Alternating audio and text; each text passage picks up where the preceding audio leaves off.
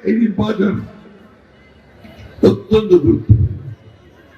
তাই আমরা এই নির্বাচনের অত্যন্ত গুরুত্ব সহকারে নিয়ে আমাদের নেতা তারেক রহমান, তার স্নেহময়ী মাতা, আমাদের গণতন্ত্রের আপসীন মাতা দেশনেত্রী বেগম খালেদা জিয়ার ইন্তেকালের পরে পরেই তাকে নেমে পড়তে হয়েছে নির্বাচনের প্রচারণা।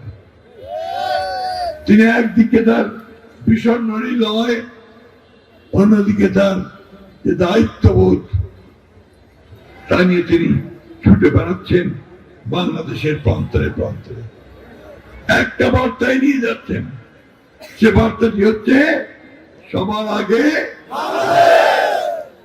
এই বার্তাটি খুব গুরুত্বপূর্ণ, অনেক সমৃদ্ধ, যে আমাদের সবকিছু আগে আমাদের বাংলাদেশকে আমরা সত্যিকার অর্থেই একটি সমৃদ্ধ বাংলাদেশ হিসাবে নির্মাণ করতে চাই, একটি অসাম্প্রদায়িক বাংলাদেশ হিসাবে নির্মাণ করতে চাই। এই দেশে হিন্দু, মুসলমান, বৌদ্ধ, খ্রিস্টান আমরা একই সঙ্গে ভাতৃত্বের সঙ্গে ভালোবাসার সঙ্গে বাস করতে